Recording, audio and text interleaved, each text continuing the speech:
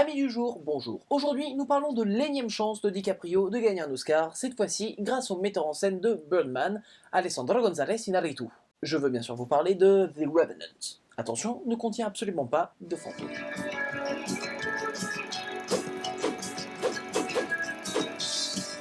Auréolés du succès de leurs films précédents, Birdman pour l'un, Le Loup de Wall Street pour l'autre, Iñárritu et DiCaprio s'allient pour un film pur survival dans l'Est sauvage américain. Le survival, vous savez, c'est le genre de film où... ouais, c'est ça, faut survivre, simplement. Ici, nous sommes à la croisée des chemins entre un épisode de Man vs Wild avec Bear Grylls et Into the Wild de Sean Penn. Le revenant du titre, c'est évidemment DiCaprio qui interprète un traqueur du nom de Glass dont l'histoire est vraie. Comme l'affiche vous le fait délicatement comprendre, il sera évidemment laissé pour mort, il sera pas vraiment mort, puis il sera ensuite habité par la vengeance. Ah les mecs, quand il y a du talent, il y a du talent. Bon déjà, faut dire quelque chose clairement, visuellement, c'est juste monstrueux. Iñárritu faisant un mix très simple de deux types de plans, soit le plan séquence complexe, avec des trucs qui se passent autour, tu deviens fou, parce que tu es en immersion avec les personnages, il se passe des choses de tous les côtés, c'est juste incroyable, soit des plans constitués comme des tableaux. Non, mais sérieux, quoi, je veux dire, ces plans sont composés comme des peintures de maître. Un petit peu à l'image, si vous voulez, de la mise en scène de Werner Herzog pour son remake du Nosferatu de Murnau, pour ceux à qui ça parlerait. Chaque plan est une claque, et ce qu'il y a d'intéressant au travers de cette mise en scène aussi, c'est que le personnage de DiCaprio vit littéralement un enfer, que le metteur en scène filme comme le paradis.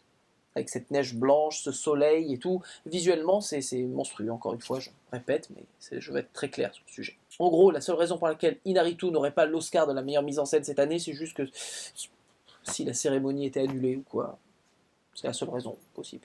Les aliens attaquent.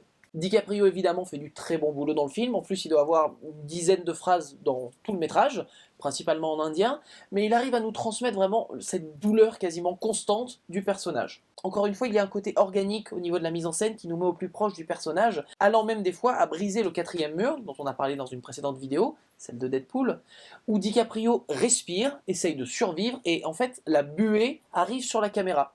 Ce qui est un petit peu une sorte de césure avec le film et nous en tant que spectateurs, donc le cassage du quatrième mur. Ce genre de choses revient vers la fin avec un motif cette fois-ci nettement plus ambigu. Il y a aussi une scène d'attaque, vous avez probablement entendu parler, donc je pense pas que c'est un spoiler, je crois qu'on le voit dans la bande-annonce, où il y a l'attaque de l'ours. Visuellement, c'est super bien géré, et même les effets spéciaux, pourtant vous savez que le numérique, je suis pas très fan, il n'y a rien à dire. C'est vraiment visuellement au plus clair, on y croirait vraiment à peu de choses près, quoi. D'ailleurs, juste pour cette scène, l'équipe des effets spéciaux a été nommée aux Oscars. Juste pour cette scène. Il y a des films, ils sont entièrement composés en images de synthèse, ils ont une nomination et encore, ils en ont chié pour l'avoir. Eux, ils ont une scène, mais elle est tellement bien faite que... nomination. Donc ça se respecte. Encore une fois, visuellement, nous sommes un petit peu proches d'une sorte de Terrence Malick light, avec des fois des séquences un petit peu oniriques qui passent dans le rêve pour essayer de te justifier des choses de l'histoire ou pour donner un peu plus de teneur au film, ce qui marche pas vraiment. Mais bon, ce côté visuel Terrence Malick, il est indéniable, même si Iñárritu lui-même s'en offusque. Pourtant, il a quand même pris les 3/4 du cast technique de Malick. Donc bon, bien que tu ne sois pas d'accord avec la comparaison, mais voilà quoi. La lumière est extraordinaire simplement parce qu'elle n'est pas technique. C'est l'un des partis pris du film du metteur en scène et de Chivo, son directeur de la photo, filmé uniquement en lumière naturelle. Ce qui fait que ça les mettait dans des positions horribles pour le tournage, où ils devaient des fois s'organiser, se préparer toute la journée pour littéralement 2 heures ou 1 heure de tournage au moment où le soleil est en train de se coucher et pour avoir les meilleures couleurs. Et encore une fois, ils en ont chié, mais le travail est là. Ça se voit et rien à dire les mecs.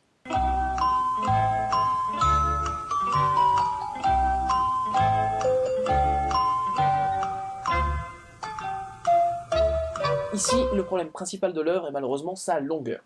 J'ai bien dit longueur et pas lenteur, ce n'est pas la même chose. Disons juste qu'une histoire de survie et de vengeance qui fait 2h30, c'est peut-être un poil trop long, sachant que c'est la survie le thème principal du film, et la vengeance c'est un petit peu l'élément moteur, mais c'est pas le truc principal. C'est sûr, les images sont tellement belles que ça peut faire passer beaucoup de choses, mais il n'empêche qu'on a quand même ce sentiment de dire que si tu l'avais un peu mieux coupé ton film, on aurait peut-être été plus dans l'énergie, que là il y a un petit peu cette lenteur de survie qui...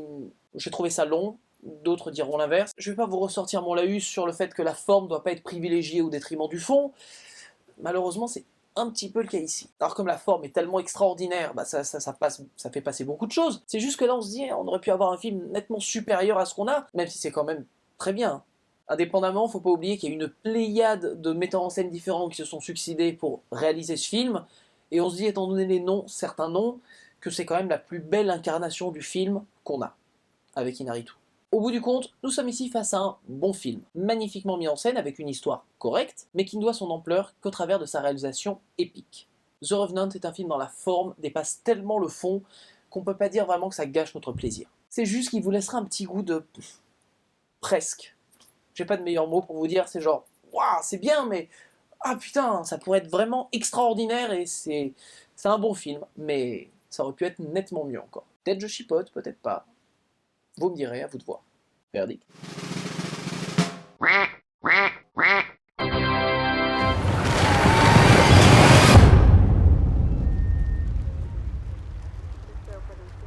Dans votre DVD Tech, The Revenant se rangera près de Into the Wild et Le Convoi Sauvage, dont il est le pseudo-remake, soit dit en passant. Sur ce, amis du soir, bonsoir. Sur Survival, tu devrais plus couper tes phrases quand tu parles. Le revenant du titre, c'est évidemment DiCaprio, ici son personnage s'appelle Glass. Le revenant du titre, c'est évidemment DiCaprio, un tracker du nom de Grass. Glass, pas Grasse, Grass c'est autre chose. Le revenant du titre, c'est évidemment DiCaprio qui interprète... Le revenant du titre, c'est évidemment DiCaprio qui interprète un tracker du nom de Grass. Oh putain, 2 fois. Non mais sérieux, hein, non mais sérieux, tous ces plans sont juste avec un motif, ouais bon bref. Un peu à la Terrence Malick, Tree of Life et compagnie, on sent que tu sais pas ce que tu dis. Je vais pas vous ressortir mon laïus du fond sur la forme et compagnie, mais bon, non, c'est l'inverse. C'est juste que ça vous laissera un arrière-goût de... Et je n'ai pas trouvé le mot. Et je prépare le truc et j'ai pas le mot exact. J'ai des synonymes, mais ça ne correspond pas à ce que je veux dire vraiment.